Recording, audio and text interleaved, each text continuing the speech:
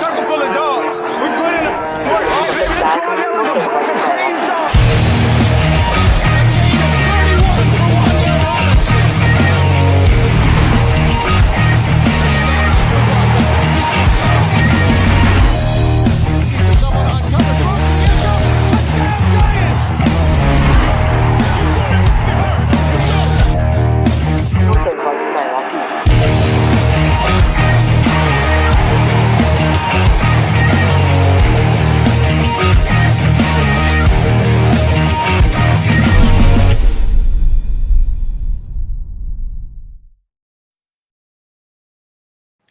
Hey everybody, welcome to NY Giants Rush here on this Tuesday night. I'm filling in, hosting the show for Craig. Craig's not going to be around tonight. His son's got lacrosse, so family first. But I got Sean joining me tonight, and we also have Matthew Coller, which you may remember from some of the tweets, and we've been putting it out there. Matt covers the Vikings for the Purple Insider, formerly of 1500 ESPN Minnesota. So yeah, we want to get his take on the Vikings. I mean, I know it's early, but let's take a peek into what's going on in Viking land and the whole Darnold McCarthy situation. But before we begin, let's bring Sean up to the podium. What's up, Sean? How you doing? Good, Chris. How you doing, man? Good, doing great. And I'm excited to hear from Matt tonight, which I caught Matt on NFL radio a few weeks ago, and I said to myself, I really would love, since the Giants are playing Minnesota that first week, if we could get Matt on the show, and he was kind enough to give us a few minutes tonight. That's awesome, man. I heard it's me and you holding on the fort, so Matt's in for a treat, I guess, and so is everybody else in here.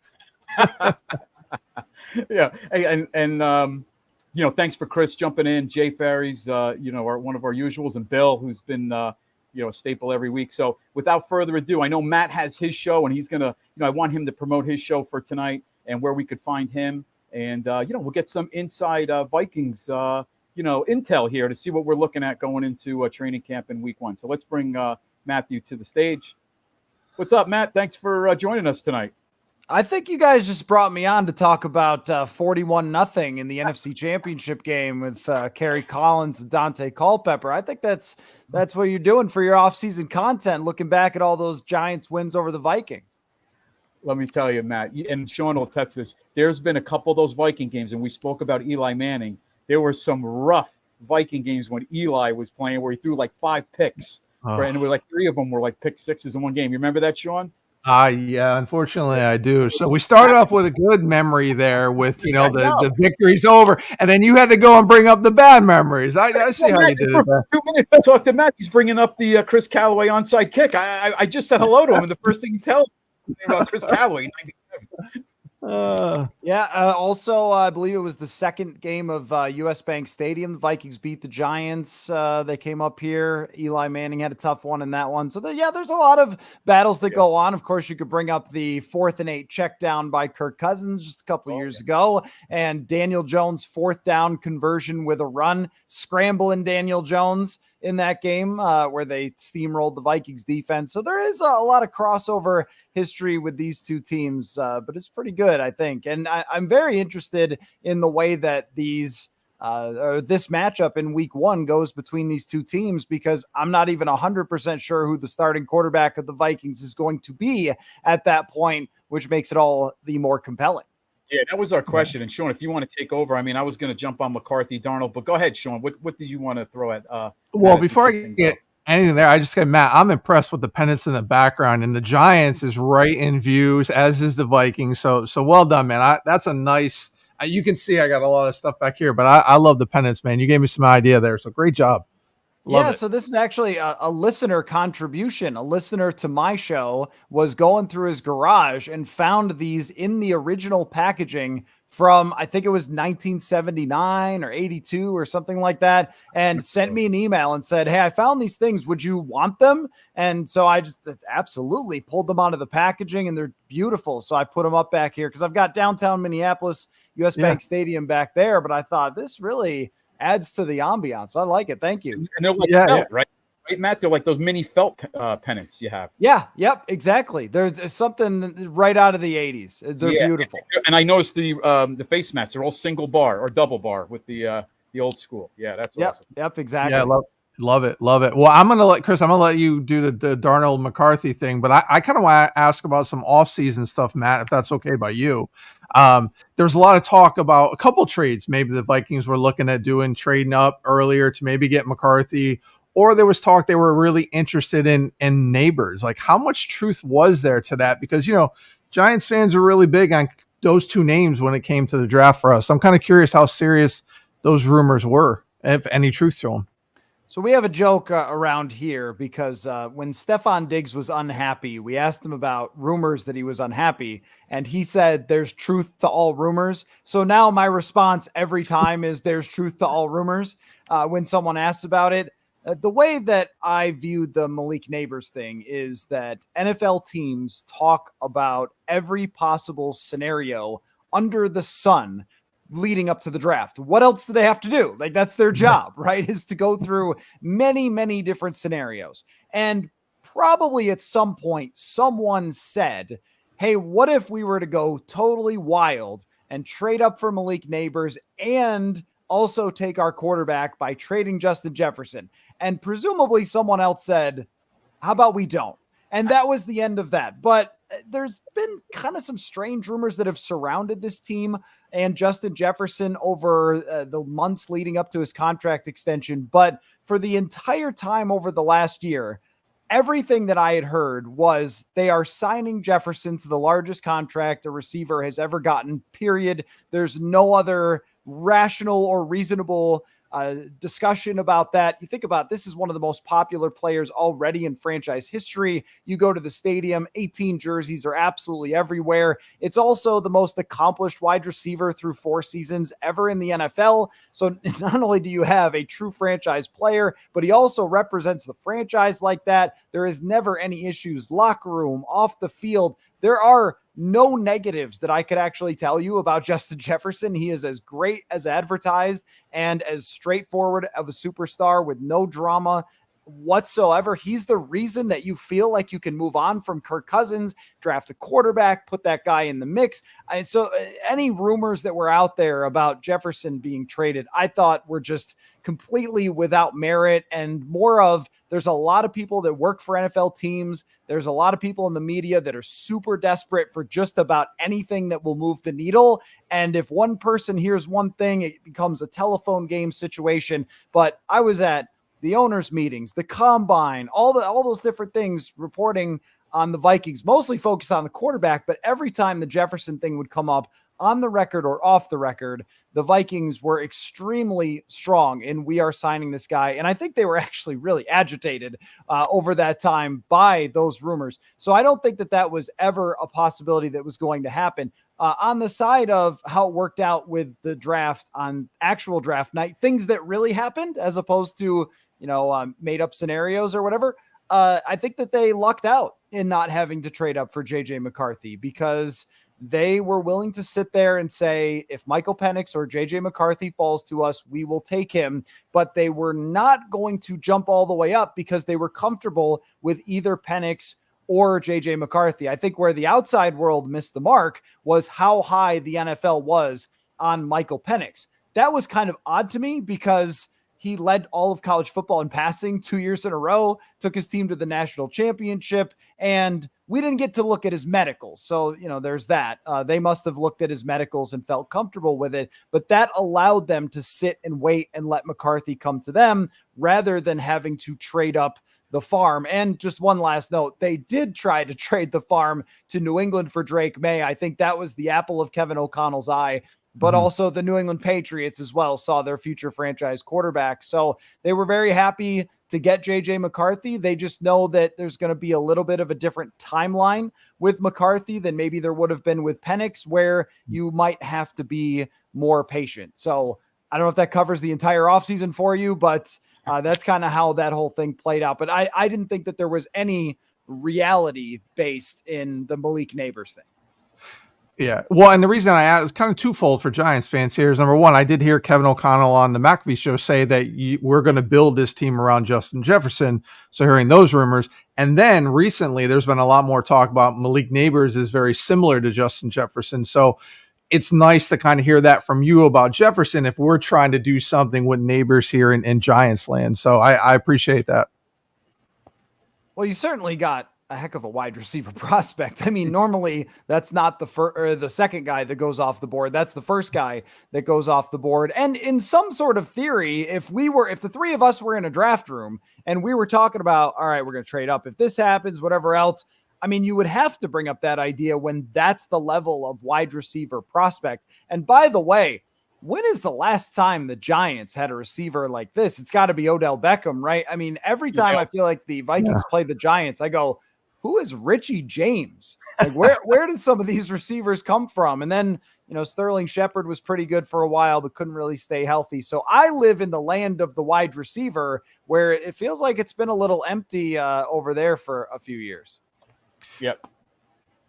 Okay, yeah, Sean. definitely. I'm glad you said that too, because we get a lot of Giants fans that say that we've had wide receivers, we've had weapons. So as an outsider looking in to kind of mention that, it's good as well. And yeah, Richie James is my thing. Again, he was the number one there for that one season. That tells you all you need to know right there.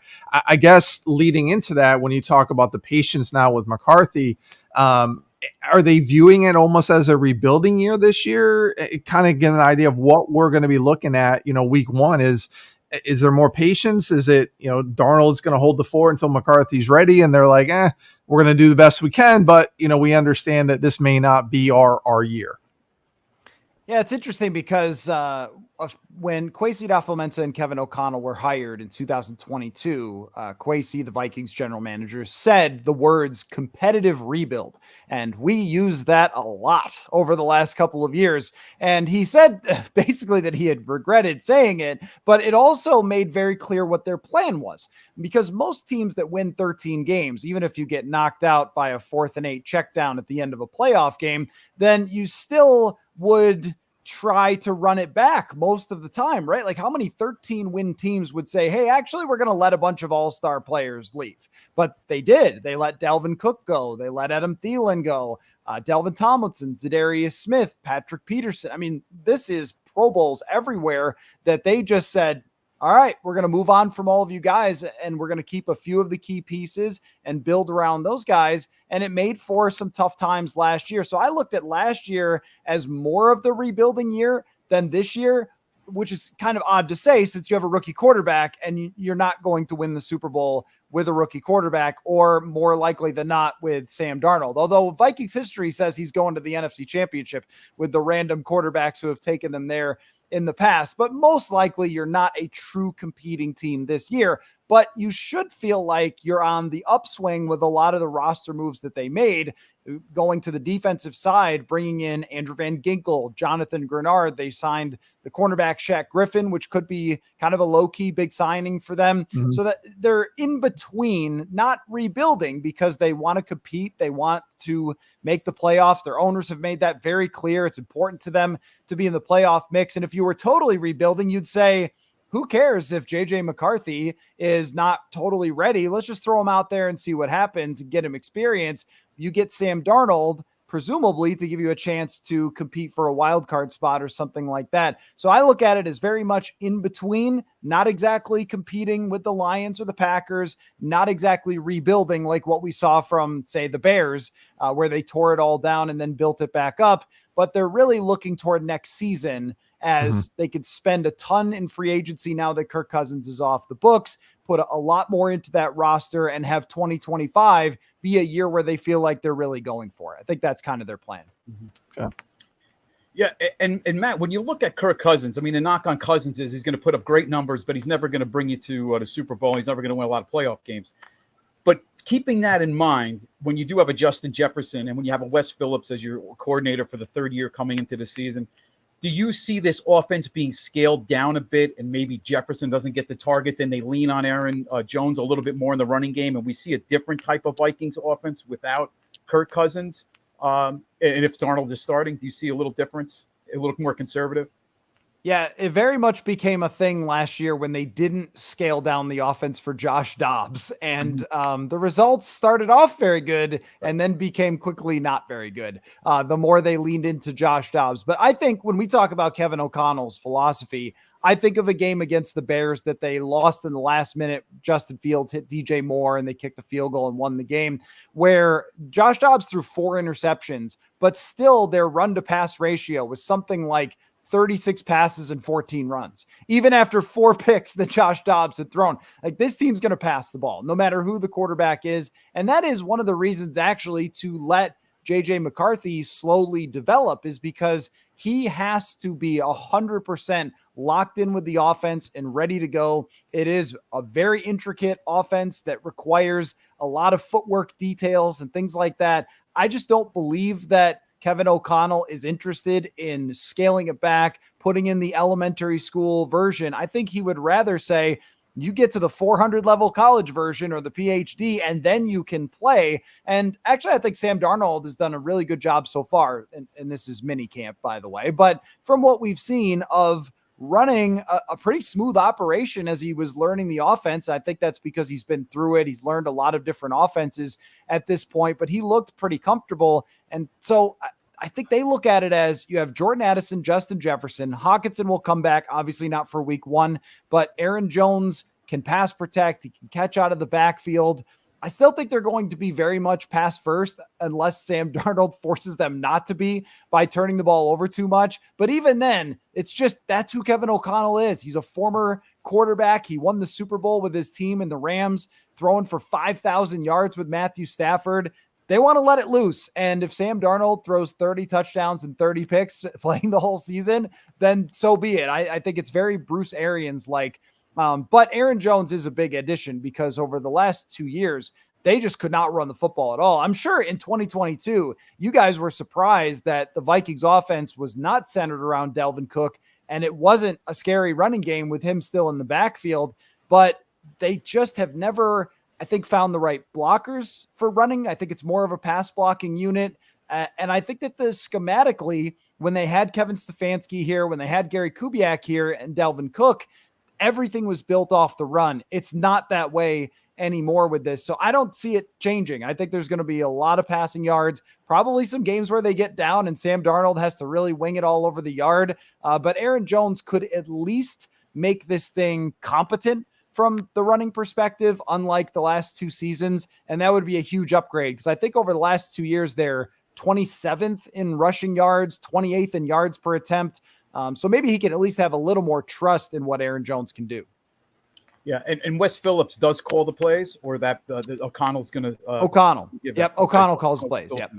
Okay, and which was interesting. Wes Phillips is Wade Phillips' son, so that was an interesting tidbit I didn't even realize. He is, and last year Wade Phillips showed up at training camp and was scouting for UFL players last year, guys that he could bring into his team. Although he lost the UFL championship, but. Yes. It is great. We get to ask Wes sometimes off the record about Wade Phillips stories and Bum Phillips stories. It's great. Matt, before we transition to the defense, no, Sean, did you have something you want to throw in on the offense? No, I got a fun question I want to ask later on, though, when we get to the fun part. So, Matt, when you do look at the offense and you look at what they're going to do, starting with Darnold, I mean, it looks by all accounts, the reports are it's going to be Darnold's job really to lose, and they're going to spoon feed McCarthy, so to speak, right? So Giant fans can pretty much anticipate, unless there's an injury, Darnold probably week 1.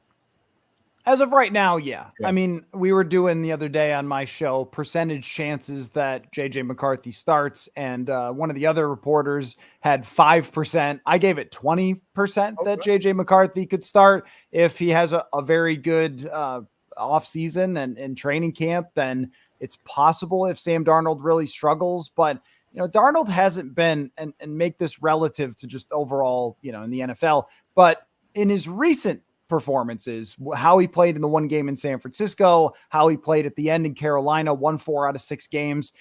he has been much better than he looked as a member of the New York Jets. And I'm sure some of that was coaching, where he was being coached by Adam Gase over in New York, and then Matt Rule at the beginning of his time in Carolina. So they finally had a little better coaching after Rule got fired. And then he goes out to San Francisco, and he probably couldn't believe what he was seeing. Receivers who can catch, coaches who know what they're talking about. And so there is, I think, some reason to believe that Sam Darnold could step into this very favorable situation with great receivers, great offensive tackles, and have a lot more success than he's ever had before. The comparison that I was thinking of is someone like Jake Plummer, who had such a bad time early in his career in Arizona, went to Denver, kind of revitalized it. You've seen it a handful of times. Sure. Geno Smith is another one where looked like there was no evidence at all that Geno Smith could be good. And then all of a sudden he was pretty good, not perfect, but pretty good.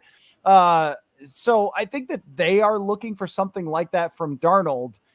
But they also know JJ McCarthy's the franchise quarterback, and Kevin O'Connell has not shied away from that. He said it. JJ McCarthy is our future. Everybody knows it. Sam Darnold knows it. So if there is a point where they feel like McCarthy is fully ready to go, then they're just going to play him. They're not going to worry too much about the revitalization of Sam Darnold. It's just that right now, from what we saw in minicamp and OTAs, it's not close. And I wouldn't have expected it to be, because one guy only threw 700 passes in college and the other guy's been in the NFL for many years now. But it was Sam Darnold's job far and away. There wasn't really any debate about it. So when Kevin O'Connell said it officially, I mean, we all went, well, yeah. I mean, he took all the first team reps through the entire thing and actually looked pretty good. But I would suspect that week one, yes, it will be Sam Darnold starting. And before Sean jumps in, last question on offense. When you look at the offensive line, it looks like to me with Darius Shaw, left side looks pretty solid. The right side, would you agree, Matt, is kind of the question mark of the Vikings, that right side of the line? Or how, yeah, I mean, Brian O'Neill has been a really solid tackle for them. At the end of last year, he was trying to play through an injury, and it was really miserable. He's their captain, one of the toughest players you're going to come across, but realistically, he should not have been trying to play through the injuries that he was. So his, things like his PFF grade, his pressures, they went down or in a bad way over the last couple games. But if you look before he got injured, same guy who's been really good. It's just the interior, which if you can ask Dexter Lawrence maybe like to sit this one out, that'd probably be helpful for the Vikings because he's going to eat everyone's face is my expectation. There are a few players that you watch, and this happened in the 2022 games, where you're just in awe of how does a man of that size move that way? It doesn't seem legal. That's Dexter Lawrence, and he demolished the Vikings interior offensive line in 2022. Well, guess what? It's not that different now. It's the same center. It's the same right guard who I believe leads the NFL in pressures allowed over the last 2 seasons at Ingram. And then at left guard, we're not really sure who is going to start there. Blake Brandel is a development guy that they've been working with for a few years. They brought back Dalton Reisner, who was okay for them last year, but can't really run block at all. So he would be an improvement in the pass protection, but they want more of an all-around guard there. That's where the matchup advantage will be on the field for the New York Giants. Is Dexter Lawrence is way better than the guys he's going to be facing, and interior pressure just doesn't have an answer. I mean, are you supposed to stuff a running back in there and throw him at the middle of the line or something? That's all the good ones. The Aaron Donalds, the Grady Jarretts, the Chris Jones. There's just no real good way. It's not like you could double them on the outside or chip them or something like that. So I think that that's going to be by far the biggest weakness of this Vikings offense this year. Well, it's kind of a mirror image because we feel the same way as Giant fans with our offensive line. So we're feeling a lot of question marks. Go ahead, Sean. Yeah. Well, I was saying it's before I get into the defense. It's going to be interesting hearing you say that now, Matt, about the interior O-line, because with a new D coordinator we have, that they're going to go more with the front four pressure as opposed to exotic blitzes and blitzes in the corner. So that's to me, that's encouraging as a Giants fan now, hearing that, we got 4 guys that could get after the quarterback there. And if Dexter's beating them the way you say he can, then those edge guys are going to have some fun there too. Defensively, we saw kind of, again, we look at 22, we know how bad that Vikings defense was. Last year, with Flores there, they looked a little bit better. Is he going to get, how high is he going to get him this year? And who are the guys really that, I know it's mini camp, but it kind of stood out, whether it's new guys, draft picks, or whatever else? Like, who's the guys to worry about defensively on the Vikings? Yeah, I would say Brian Flores was, outside of the last couple games where they had some serious injuries and they were playing with almost nothing but backups, a revelation for the Vikings defense, because since Mike Zimmer lost a lot of his key players after the 2019 season, it's just been miserable. They had been one of the worst defenses in the league year after year in 2020, 2021, 2022, as you guys well know, because Daniel Jones made a lot of money off of those 2 games against the Minnesota Vikings. And then last year happens and they get off to a bit of a rough start. And then Flores really seemed to find what players do well, which I know is kind of vague and cliche, but I'll give you an example. Josh Metellus was a special teams player, 6th round draft pick that never thought a whole heck of a lot about. And he decided last year to turn him into a hybrid linebacker, nickel corner, safety, have him line up in different spots every play, have him blitz, have him cover. And he turned out to be one of their most valuable players last season in this versatile role. It turns out that the guy has kind of a natural aggression, natural playmaking ability that they weren't maximizing before. And then suddenly Flores is finding a way to use him. And then undrafted free agent Ivan Pace Jr., most defensive coordinators would not start a UDFA right out of the bat, but this guy had a great training camp and they said, all right, well, we're going to find a way. It's one of the smallest players on the field, but they figured out how to use him. And he was the highest graded by PFF rookie linebacker last season. So he just has this knack of being able to take the pieces. And even if on paper, it looks like, well, if you had the old traditional 4-3 or 3-4, I don't know how I would fit this guy in. But Flores seems to rotate guys, find roles for them, give a lot of different looks. And he was taking mostly the pieces from the previous defense last year, whereas this year it's a lot of his own pieces. So it's Dallas Turner, who they drafted in the first round, that you asked who looked good. Dallas Turner looked good. The first round draft pick guy who sacked everybody at Alabama. That's an unusual movement skills for a man of his size. Long arms, just looks like he could play a lot of different positions. Like he could be a receiver. He catches the ball when they throw it at him. He bends unbelievably well. And then you look at his combine numbers, you go, oh, he has a 40-inch vertical. And he ran a 4.4 at like 240 pounds or something. So there's kind of a lot of Von Miller type in him. Not saying he'll be that, but the expectations are high. They got Andrew Van Ginkel from Miami, one of the most, I think, underappreciated types of players in the league. Played great against the Giants when they beat the Giants. He played phenomenal that game. Yeah, you look at all the things he did for Miami. No surprise, he was a Brian Flores guy. Rush the passer, drop back in coverage, stuff the run. So they've added pieces that are a little more versatile. And I think they're going to try to move Byron Murphy Jr. into the slot a little bit more, get Harrison Smith off the field a little bit more, considering his age and things like that. So I think it should be a more difficult defense to face. Where they end up ranking, sometimes injuries or schedule or whatever. But as far as week 1, if they come in completely healthy, I don't think that that's a very easy matchup, considering all the things that Flores can do with these guys. Mm-hmm. Yeah, and with Dallas Turner, Matt, he's going to be on the right side, correct? Outside linebacker, right side, more or less. I think he's going to be everywhere. I really think that what they're going to do is rotate Grenard, Van Ginkel, ideally rotate Grenard, Van Ginkel, and Dallas Turner based on the situation and the matchups that they want. Because Dallas Turner did line up on both sides and sometimes over the interior in college, seems comfortable with that. Right now, I think he was lining up. I'm trying to think in mini camp. I think he was lining up actually over Christian Darrisaw. So he was on the offensive left side, right defensive end. But then you would see another play and he'd be somewhere else, which is a big part of why they wanted to trade up. There was a lot of analysis of, well, they gave up too much and so forth. But the way I looked at it was, it's not too often you can get a player like this in the middle of the first round, but also someone who seems to fit your defensive coordinator so well. So I think it's going to be very Patriots-like with someone like Jamie Collins and the way that they used him. Brian Flores has brought up Dante Hightower in relation to Dallas Turner. That's a guy that moved around a lot, blitzed a lot, dropped back a lot. So I think that Flores is a little bit of a kid in the candy store with him. Do you immediately think he's the best pass rusher on the Vikings coming right out of the gates into camp?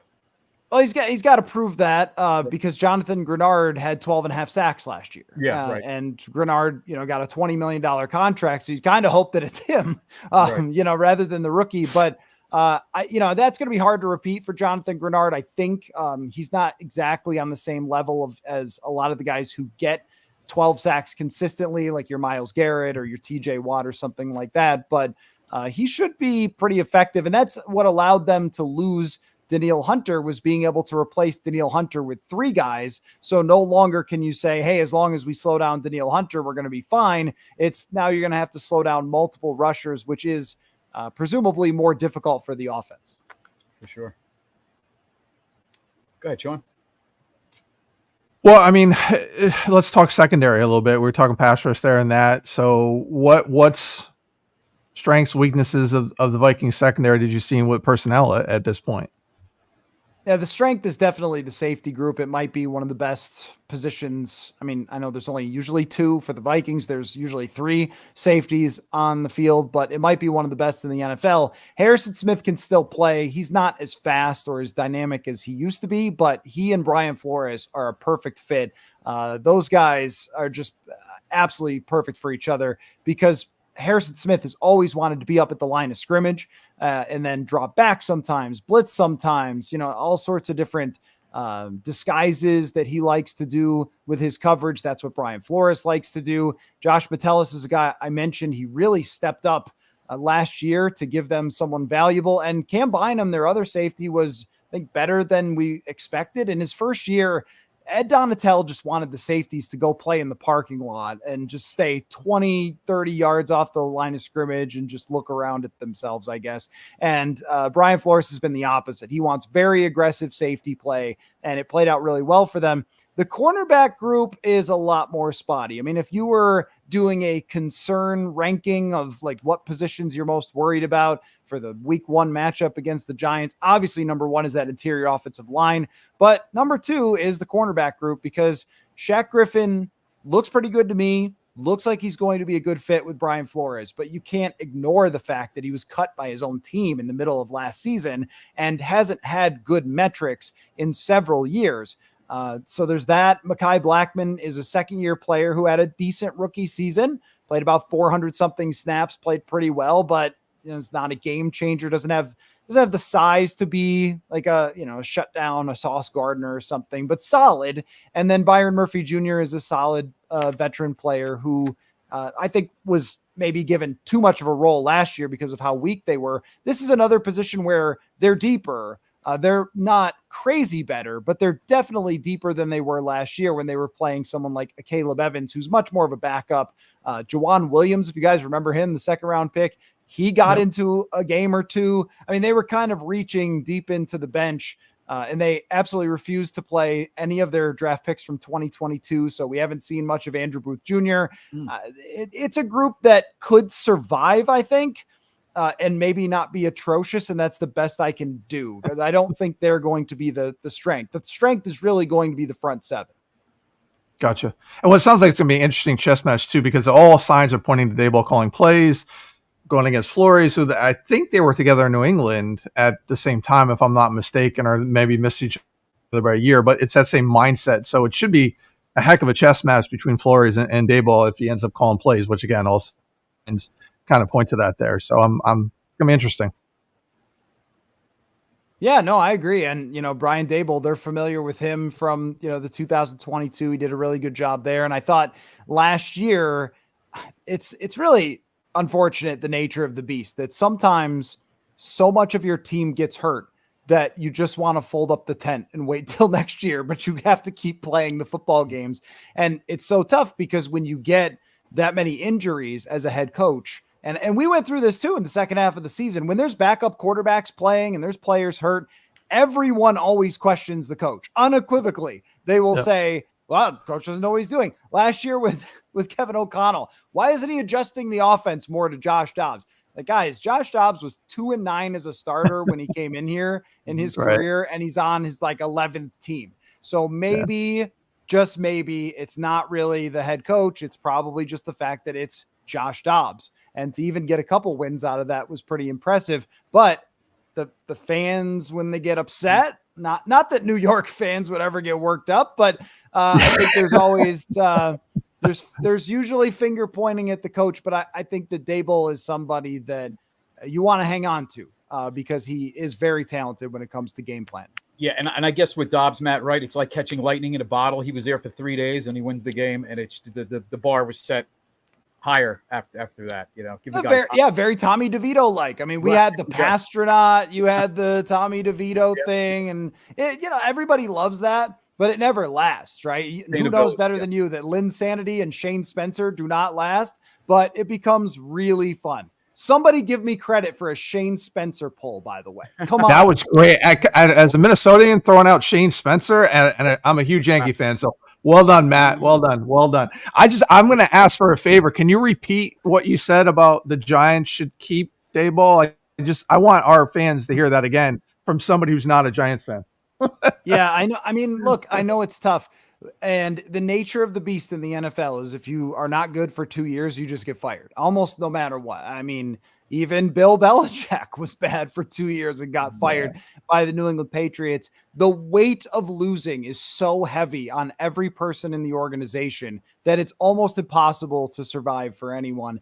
But I do think of a handful of examples where teams stuck it out. One of them was Marvin Lewis, where they kept going with him, even though he went through some tough times. So I think that if you have somebody who can be an above average, especially on the offensive side, an above average play caller, an above average game planner, that you want to work through that rather than just pulling the ripcord and trying again, because what'll happen is you'll go from a really good offensive mind, but then you'll have to hire some tough, rugged defensive coach. And then if he doesn't know what he's doing on offense, then it's just like you keep chasing your tail forever. Maybe decide somebody is good and stick with them as long as you can, unless the organization becomes a cultural tire fire. That's what happened with the Vikings and Mike Zimmer. He was a very good NFL coach, and I have no doubt that he would have gotten them back to the playoffs in 2022 and maybe be in this same spot right now. But culturally, he was so hard on people that it ended up just tearing the walls down and they couldn't operate and function. So they had to move on to someone like Kevin O'Connell. But as long as Brian Daboll could keep his head, that's the other thing. You guys know this too. Coaches go insane. Sometimes like the losing, they change and go, bat bleep crazy. And then there's not a whole lot you can do there either. That would be, who was the special teams guy, the coach. He just went nuts, right? Giants coach not too long ago, special teams guy. Oh, Joe Judge. Joe Judge. Yeah. Joe we Judge. We try to forget about that name, Matt. Right. Yeah. I was going to say, you guys do know your coaches, I assume. Yeah. We Shane try to block Spencer, them out. Okay. Yeah, I understand though. But that was what happened, right? Like it wasn't that bad. And then it became super bad and he started doing pretty wild stuff and they had to just say, all right, let's try again. Yeah. And in the press conference, he couldn't shut up. He just kept talking. So it wouldn't end. Matt, before we let you go, we want you to, tell us where we can find you in a second. But before that, on the outside looking in, Matt, how do you view the Giants? It's always great to hear somebody that's not a Giants fan and following on a day-to-day basis, and you hear all the national media and what you hear. But if you're looking at the Giants from the outside like you are, not as a fan, what do you see with the Giants? I see a defense that's good enough to compete in the division for a wild card spot. Probably not to win the division with Dallas and Philadelphia. Somebody that I wouldn't be terribly shocked if the Vikings are looking at that in the hunt graphic saying, I wonder what the Giants did this week. Or, hey, that game week 1 determined who's ahead of each other for the final wild card spot and the 7 seed. And an organization that is not too far away roster-wise. You could probably use another playmaker.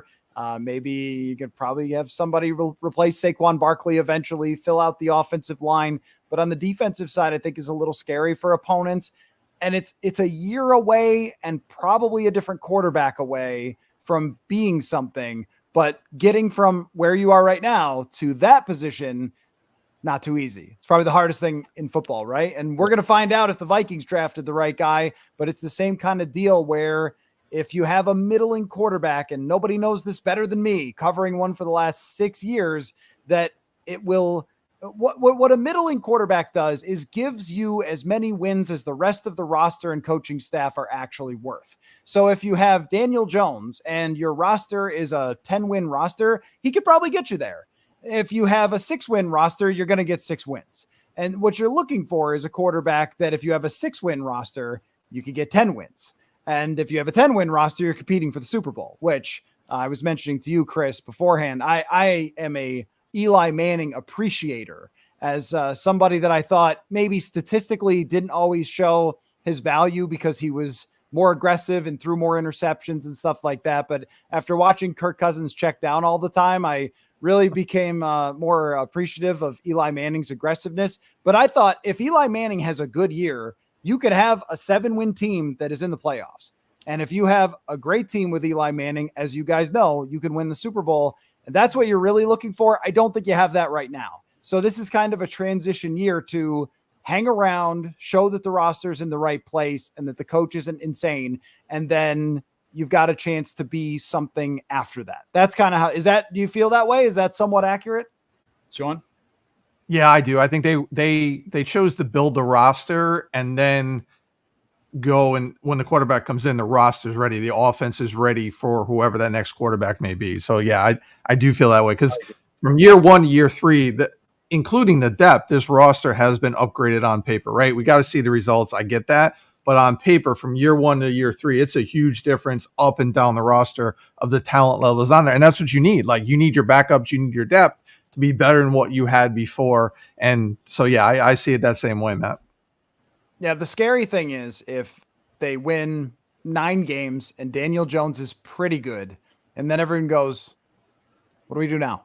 Like, what, do you move on? Do you stay with him? Hey, what if we got one more receiver? The joke here was the left guard. It was always the left guard with Kirk Cousins. If they only had a better left guard, then they would have gone much farther. That was always the thing. But when you're stuck in the middle at the quarterback position, it's very hard to escape that. If your fans have to say, hey, remember when Trent Dilfer won the Super Bowl? Then you know that you're in that spot. So, yeah, which is a very, the argument, one of the best defenses of all time as well. So forget that. And 25 years ago, but I've definitely heard that one many times through the years. Like, oh, it's all about the rest of the team because Trent Dilfer won. Like, well, it kind of. Mahomes keeps winning all the Super Bowls, but I don't know. Oh yeah, with receivers that he just seem to get plugged in, right? All the time. But Matt, I know you got to run because you got your show coming up. Where could everybody find you? And we want to be able to find you leading up to that Vikings game and get your input on as things progress towards training camp and into week 1. Where could everybody find you? Yeah, I'm going to actually kick up in about 15 minutes here on the Purple Insider YouTube channel. So if anybody wants to pop on over there, my subject for tonight is Sam Darnold comparables. So who's like a comparable career-wise? I'll probably start out with the Jake Plummer thing and see people get crazy with comparables. So it's always a fun conversation. Matt, honestly, you could probably take about 10 or 15 Jet quarterbacks because they seem to be all the same and just throw them in that pile.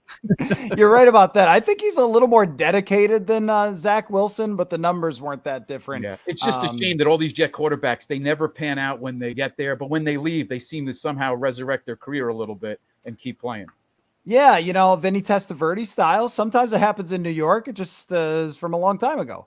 But I think it's unfortunate because if Sam Darnold had the supporting cast that Zach Wilson had, he probably would have been a much better quarterback. And the people I talk to around the league, everybody says, I think there might be something there. So it's not one of those, oh man, don't even bother or something like that. So I'm interested to see how it plays out. And I do, daily writing as well over at purpleinsider.com. So awesome. If you just Google Purple Insider, something that's me will be there. Yeah. And I clicked on it. If you go to Matt's Twitter page, Matthew Coller, you'll get the Purple Insider right there and just click on it. Matt, who knows? Maybe we can have you on, maybe not that week, maybe leading up to week 1. I know you're going to be busy, but as we get closer, maybe we'd love to have you come back on if you're available. Yep. Sounds good, guys. Anytime. Really appreciate you having me. Hey, we appreciate Matt, it. So everybody, appreciate it. Just real quick, I got to ask, Winter Warriors uniform, are they just for home or are we going to see those week 1 against the Giants? I think it's just for home. Do you like it? Okay. Cool. I do. Yeah. I think that, they're sharp. Nice. Very sharp. The Giants staying with the old school because that's great. I wasn't a fan of the newer ones. You mean the 1930s wear week 1? Yeah. I mean, Those are both the ones The that I 80s. saw growing up. Oh, the 80s. Yeah, absolutely. Yeah, the Dave Yeah, they're gonna wear Brown. those a couple times this year, I think. Yeah. Yeah, I didn't even see that come out, Sean. Are they? That's a good question. I hope you're right. From the legacy, yeah, they're gonna have well, I don't know if those are the Good. legacy or whatever. Yeah, I forgot how they're called. I so. think they're gonna wear them for a couple games. The gold pants ones, those from 1930s, I think they're like 1 or 2 games. They're week 1. Yeah. You get to see them against the Vikings, Matt. So you're in for a treat. We get the You might have to Michigan check helmet the media guide. going. You sure this is the Giants we're playing today? Because when you see them come out of the tunnel, it's not going to really look like the Giants. I don't know about that. I want them wearing whatever Rodney Hampton wore. I'm a big fan of those as well. Agreed. Yep. Yeah, those are cool. The shiny little shiny shirts there, jerseys. Yeah. Yep. Cool. All right, Matt. We're gonna let you run, and we're gonna head over after the show. Anybody follow Matt and check him out on Purple Insider. But can't thank you enough, Matt. Thanks again for coming on the show tonight and all the info. Sounds good. Yeah. Appreciate it, guys. Take care. Thanks, Matt. Too. Wow, Sean, we got a lot of info from Matt. He kept going, man. Did. He was he did. He gives us good, again, I know it's early, I know it's minicamp, but he gave us some good insight of what we can look forward to. And then it's nice to get an outsider's view on what they think of the Giants. And what I found interesting was he talked about the Vikings fans complaining the same way Giants fans do. So again, it's not just us who complain about the coach or things like that. So it's nice. I got to say though, Chris, I was paying a little attention. The comment section here tonight has been spicy with takes in here. Oh my goodness! It started with Neil, and then it went on to whoever. Oh man, it was spicy in there. Negative right off the bat. Crypto was not on his meds tonight. That's for sure. Start off negative right away.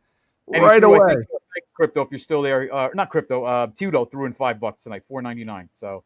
Awesome, thank you, Tudor. I think he had the bolt when he found out we weren't taking that much Giants. He bolted. He didn't want to hear all the Viking stuff. No worries, but we're getting some insight. You know what I found? You know what's interesting is Dallas Turner playing over Evan Neal, right, Sean? I mean, that could be something we can anticipate seeing Turner, on that right side, challenging Neal, right? It could. I mean, they had those battles in college, so at least there's familiarity there. So, right. It's not bad. It's not bad. Yeah. I mean, again, we don't know. I know I saw in the comments. I'm going to bring this up again. I know we had Pugh on. I know Pugh said that the O-line coach doesn't make a difference, and he didn't talk bad about Johnson. But no O-lineman is going to talk about an O-line coach. But I'll say this: Brasillo, with what he did and the type of guys he coached, you can't tell me he doesn't make an impact. That's like saying Dante Scarnecchia didn't make an impact in New England, right? That's like saying Pat Flaherty here didn't make an impact with the Giants O-line. I don't buy that. The O-line coaches don't have an impact. I mean, he learned from him. That's what I mean. You look Bill Callahan. You tell me Bill Callahan doesn't make an impact, whatever team he goes to. So you can't tell me the O-line coaches don't make an impact. I don't care if guys go to their own private coach. Certain O-line coaches in the NFL make an impact. And again, Brasillo had a top 15 unit with guys that weren't superstars. They weren't high draft picks, right? Including our own Illuminor now. So I'm not convinced that he doesn't make a difference. And I've said it repeatedly, and I'll continue to say it. Until we see Brasillo coach Neal, I'm not giving up on him yet. He was badly coached. He had things that were changed for him, and that his personal coach was working on the things that Bobby Johnson was teaching him, right? So I'm not ready to give up. I saw that man every snap of his college career dominate in the SEC, right? Which is the closest thing the NFL college has. Yeah. I'm just not ready yet. He could prove me wrong, but I'm not ready to give up on him yet. Yeah, I think a coach could work wonders. I mean, the stability. So, yeah, we'll see what happens there. And just real quick, Cole, thanks for coming in. Bill, thanks for coming in. Jay, the usual group. Anybody else we missed? Oh, Spartan Mike jumped in. So, hey, thanks for stopping by, Spartan. Sure we'll catch you next week on the show. I know we got a few minutes. Sean, what do you want to touch upon as we take a little break here, and we'll wait for that training camp schedule to come out hopefully soon and see those dates, when the Giants get back on the field. But what's going through your mind right now with the roster and the team? I mean, I think it's going to be interesting what else they do. Like, I like the Herndon pickup. I think that was a big one, right? Like we talked about that. That was mentioned on last week's show, and then the next day they pick him up, right? So it's a night veteran presence, more competition, which Craig's been talking about for a while now, right? Like guys have just been given spots. Well, now there's competition to earn those spots, and again, if Bowen is going to do those, 6 DBs, we need enough DBs to be able to play out there. And I think Herndon is, and it's 1 year, so it didn't hurt. Is a vet minimum contract against the cap. Yep, so I'll be interested to see if there's anybody else they kind of go after. I don't know that they will at this point, but maybe, but I like the Herndon pickup. So I think that's a big one there. Yeah, and I think we're all clamoring for a long time, Sean. We thought they were going to bring in a vet. A lot of young guys. We thought they'd bring in that one vet, and Herndon seems to be the guy who played well earlier in his career. He's gotten, a little bit less playing time and got a little older, but I think he brings a veteran presence that I think you feel confident that he could hold it down. And tell me if I'm wrong, Sean. I think Bowen plays a lot of zone as well. He mixes it up, but he's more of a zone guy. Correct? He does from already. He definitely more of a zone. I mean, he'll play some man, but he doesn't play that press man like Wink did. So it's going to be he's going to be very similar to Flores' style because again, all those guys learned from New England, right? So they play kind of that amoeba defense, if you will. So he does a lot of. Yeah, he'll do a lot of 3 safety looks. His big thing is going to be from the front 4. Like he's going to get pressure from the front 4. And then he'll adapt to, again, like Daboll does offensively, or how he talked about when he was hired. They're going to adapt opponent to opponent. So it's the Bill Belichick disciple, right? Like if the game plan calls for you to throw the ball 400 times, they may, right? If it calls for you that to win, you're going to run it 100 times, like they'll do that. It's whatever. That's what they're going to get to, is my opinion. So it'll be interesting to see. And again, it takes the pressure off these cornerbacks because if you're in a zone, you got help behind you, then it's a little easier to play. So I'm curious to see what he does because he had success in Tennessee with less talent in the secondary than he does now, in my opinion. Right? Like, right. And we saw what Justin Simmons did in that defense, and from all accounts, Dexter's still going to be over the center, which is that's where he needs to be to give that pass rush. But the one thing with Bowen, you hear a lot of Patrick Graham comparisons. He'll try to get there with the 4, but then maybe it could be a slow drive down the field, and the defense is on the field. So I hope the defense isn't on the field too much. I mean, that was the one thing with Patrick Graham. We love him. I thought he did a great job, but you could see by the 4th quarter, a lot of times the guys were tapped out. But once again, this is a different defensive coordinator. The comparisons are there, but we'll have to see. Yeah, the similarities are there, but Bowen had a really good red zone defense, when you looked in behind the numbers there. And again, he's working with more talent on the defensive line across the board than he was, especially edge rushers. He didn't have, big time name. He didn't have a Brian Burns type as edge. He had the Dexter Lawrence type, and was it Simmons was his name there? Yep. But he doesn't, on the 2 edges, he didn't have a Thibodeau and he didn't have a Brian Burns. So it's going to be interesting to see now what he does with those and how because he developed guys that weren't top players, and he developed them into, I think 10 and 12, sacks per year. Yep. Or so. Imagine what he could do with like a Burns or a Thibodeau, right? Like, so that's. Imagine if stars align, Sean, and Azeez Ojulari could possibly stay on the field for the majority of the season. Wow. We're talking about a great front there. And I hate to jinx it, but you know what I'm saying? Azeez man, if he could stay on the field. Well, he doesn't have to now because he's coming off the bench. He's going to be like the Kianuka type, right? Yeah. He's going to rotate, and it's really going to be Burns and Tibbs. And when one of those guys needs a blow, it's going to be Azeez coming in, and he can come in just strictly as a pass rusher. Like that's where his strength is. So imagine again, like a NASCAR package like they used to have. Like Cole's going to flip out because nobody believes that Azeez is going to stay healthy. But again, you have some other guys I think will do it. But he had to be the number 1 guy or the number 2 guy if you view Tibbs as the 1, right? So now he's not going to be on the field as much. Maybe he can make an impact. If he doesn't, you find somebody else who does. Yeah. And these guys, listen, these guys give me a hard time, Chris. We're going to have a little fun here. Cole, I know I'm official now, part of Rush, because now Cole is giving me almost as hard a time as he gives Craig, right? Like not quite the same, but I'm getting it now. So I know I'm officially Rush now. I'm officially. Yeah, I made a little joke. Like Craig was talking about like redesigning the logo every 2 years, and I made a little joke about, oh, I got an idea what can go in the new logo. Cole's like, you can't get your own gear. So that's why last week I was like, oh, you put all the mascot, or like you all give us a little logo or whatever, and you put the whole team on it. But Cole loves to say no Joker gear, but I don't know if Peace is still in here, but Peace was already on there designing certain things. So I just wanted to kind of clear that up. It was a little bit of a joke to have some fun, but I feel good now that Cole is giving me a hard time. All good. I know he loves us. And Bill, thanks for $2 tonight, man. We appreciate that. And Jay Farries, wow, Jay coming through. Thank you so much, Jay. $10. So we appreciate that as well. And boy, we're getting more money when Craig's not around. Maybe we're on to something, Sean. Right? Something to that. Seriously, I guess I should say something about crypto's meds more often. Maybe we'll donate more often. Good stuff. Good stuff. Thank you, everybody. Just kidding. Sure. So it's good stuff. But yeah, just getting back to Aziz, I think that's you nailed it, Sean. Because late in that fourth quarter, if that rotation's in place, given Burns and given Tibbs that breather, it's just gonna help so much. Because you're right, Aziz, when he was in the game, man, these guys were tapped out. So it's nice that we're going to be able to have a rotation, where guys can get a break. And Dexter too, maybe. We'll see what happens in the, with Phillips and Jordan Riley and some of these guys. Yeah, I think Phillips is there. That's why they signed Phillips, to give Dexter that break, right? And then again with Riley and whoever else they kind of put there. The undrafted free agent, his name escapes me right now, out of SMU. That's a nice one to have in that defensive line too. But the guy, and I mentioned this I think last week, the other guy to keep an eye on that edge spot is Timon Fox, right? Like that's a guy who, again, with a new defensive coordinator, I think he can make an impact off the bench, right?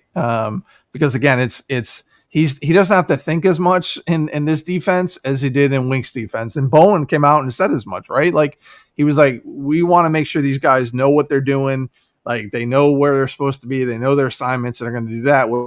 Wink was a lot more exotic. So, the other thing, Chris, I'll go back to what Matt said is just what he kind of saw from the outside of what Daboll did last year, with everything he was dealing with. And people don't realize, like, when you're trying to deal with a mutiny on top of all the other stuff and having a defensive coordinator who is trying to sabotage or being insubordinate, like, man, that's not easy. So I'm not surprised that Daboll lost his cool a few times, because it never got out into the public. Like if it wasn't for Wink, we would have never known all that stuff was going on. So I'm just glad that it seems right now all the coaches are on the same page. They're all working together. They're all in lockstep with each other.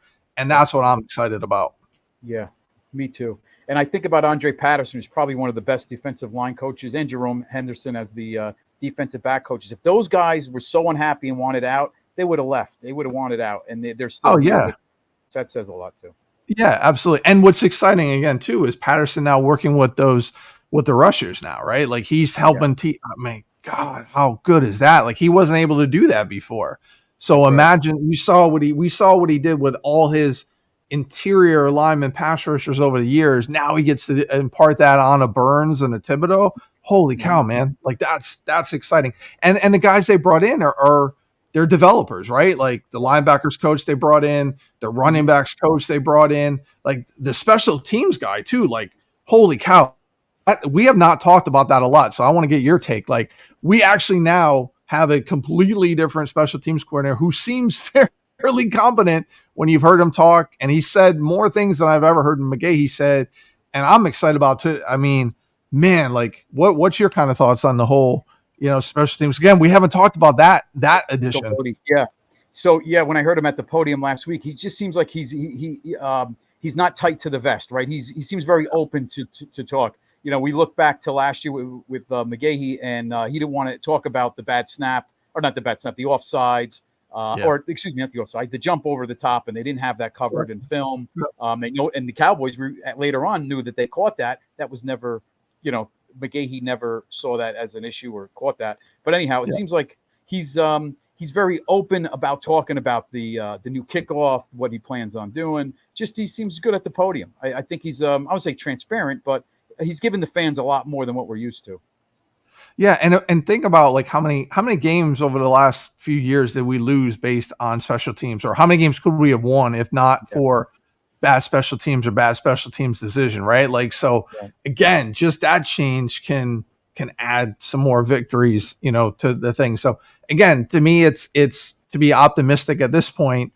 I like the changes they've made, right? Like you look at things, and I know this was in the comments earlier too about how like Giants have held on to things or they don't do things quick enough. Well, I mean, this is a new regime. Like things are changing. Again, they let coaches go after 2 years. They made the change. They're acknowledging certain things. Like I just, my hope for Giants fans is, and I know it's tough because you're losing, but if you lose sight of the fact we had a playoff victory in Daboll's first year, they're doing different things. Like, again, let's not lump all the losing in together. Like, let's really just focus on what Daboll and Shane are doing, because it's not the same old Giants. It's the front office isn't run the same. I mean, they've upgraded. They're in the future now in the war room, in the draft room, right? There's a whole different process of doing things. So I think a lot of the old ways are out. There's going to be some, obviously, but I like a lot of the new things that they're doing. Again, they're moving on from coaching or players or whatever else, quickly. And again, they came into, a shit show with the roster, right? Like, good God, that roster was bad. And we got thrown a gift by, the playoffs the first year, which set the bar so high because we really, outplayed, or the Giants outplayed, and nobody expected that. And to win a playoff game, and we lose sight of that. They won a playoff game. They didn't just get to the playoffs. They actually won a playoff game. So we expected so much more last year. But the quarterback injuries, but probably where they should have been is maybe 7, realistically 8 wins last year, maybe 9. I mean, they weren't that far off with backup quarterbacks, but no, and right, and you didn't have Gano for 2 or 3 games, which could have, the Jets game they could win that if they have Gano, the Rams game, right? If they have Gano, those are 2 winnable games right there if they have Gano. Yeah. So when Gano's healthy, he hits a 57-yarder that was missed by the old Packer kicker. Yeah, and again, that's something Matt brought up where when we talk about the roster, like he sees the improvements in the roster, and that's a Vikings fan. Like, I think it's easy for Giants fan just to be like, well, we've been shit for the last 10 years. We were shit under Shermer, we were shit under Judge, so we got to be shit over, under Daboll and Shane. And so an outsider's perspective is saying that his roster has gotten better. Again, how many times, Chris, have you heard me talk about Richie James? Right. Yeah. And he brought that name up as like, what are we doing? Like, Richie James is your top receiver. Like, that's never good. In that playoff game, making catches, making big third down catches. Yeah. But we were in that bubble, right, Sean? As Giant fans in this area, we're in that bubble. We just see everything microscopic all the time. Yeah. And, it's nice to get a perspective outside looking in that, hey, it's not as bad as we sometimes perceive it to be. Yeah. And again, I mean, he saw the fact that Daboll even won 6 games last year with everything that was going on and the injuries and everything else. I mean, is he going to make some mistakes as a coach? Absolutely. But it's coach of the year in 2022, right? Like, and again, certain things he took, I know people look at the Jets game as like bad coaching, but he took a quarterback who he didn't let throw a pass in that entire Jets game, right? And he made him into winning 3 games in the NFL. Like, if that's not coaching, I don't know what coaching is. It was clear he wasn't ready to throw against the Jets and that defensive line and everything going on, right? They still almost won the game without throwing a single pass. Like, we're looking at the negative and missing the positive of that, right? You didn't throw a pass and you still almost beat the Jets. And then that same quarterback who you didn't let throw a pass, who just came in that week to start, then wins 3 games after that. That's coaching. Like, those are the things we got to look at, in my opinion. Yeah, and I know Scott, our good friend, Giant fan 93. This hits him hard. The Jet game, as we all. But I give that on Wink too. I mean, it was how many seconds left? The defense should have helped. I mean, at that point, I know. After Taylor went down, DeVito goes out there, but we had 39 seconds left or however it was. But yeah, and that's the thing that, and again, I just, it kind of brings it up when we talk about fans or whatever, like. We look at like what Wink did, and there's still people who will defend Wink and say this and say that.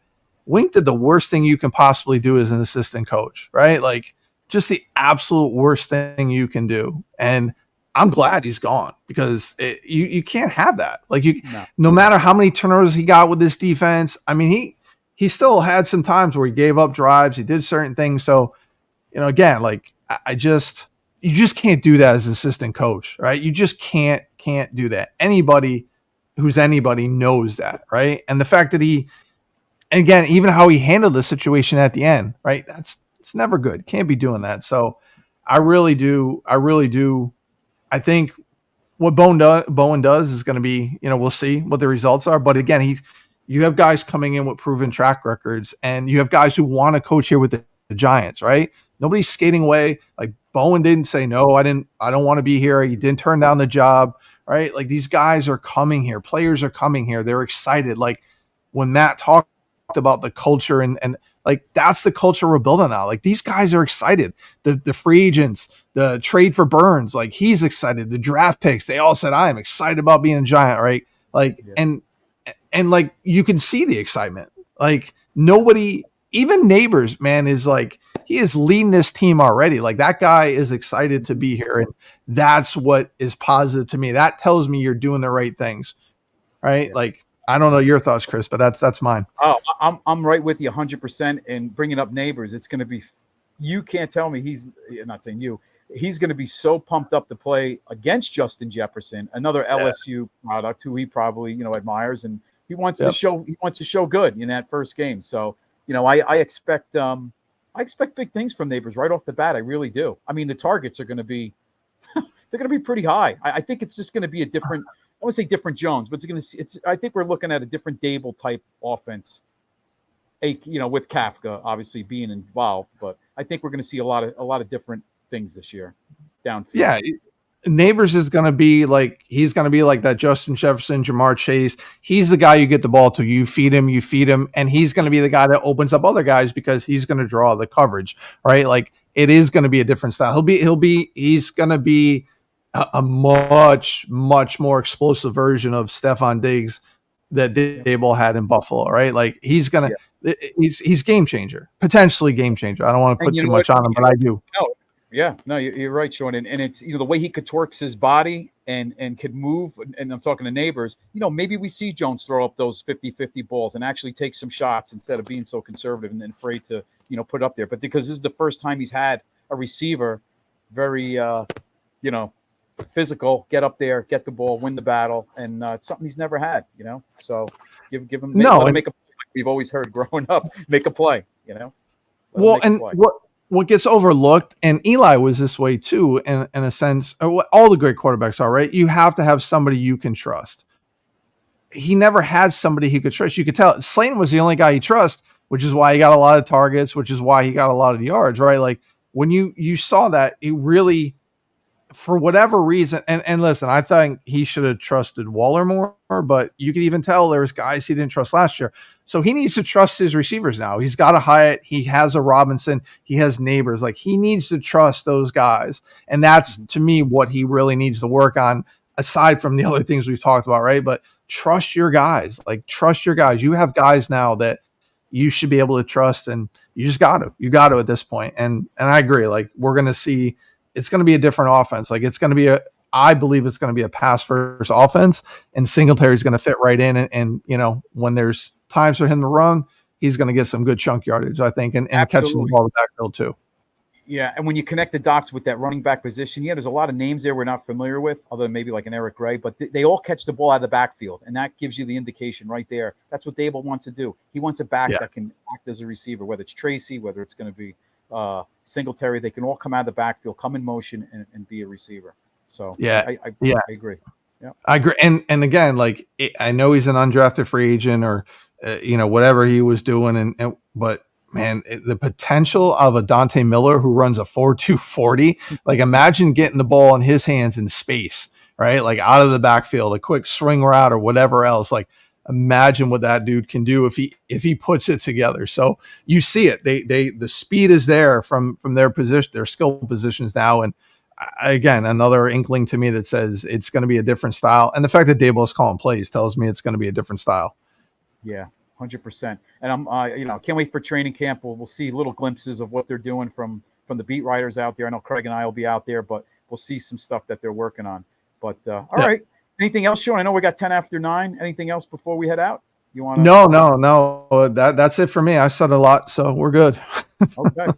Well, everybody, listen, we can't thank you enough for checking us out tonight with Matt Coller, me and Sean. Next week we'll be back same time. Craig will be back with whoever will be hosting with Craig. That'll be next Monday, 8:00. Training camp I would anticipate, Sean, this week. The teams are starting to announce their training camp dates. We'll probably hear something. I think it's going to be like the 23rd or 24th of July, but we'll hear something. And more importantly, they'll give out the dates of the fans that can attend.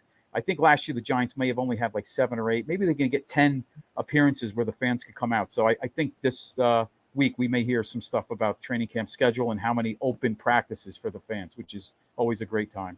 But that's it. Appreciate everybody stopping by tonight. And please follow NY Giants Rush. Can't thank you enough. And we'll catch you next week, 8:00 on Monday, NY Giants Rush. Have a great week, everybody. Thanks again. Thanks, guys. Bye.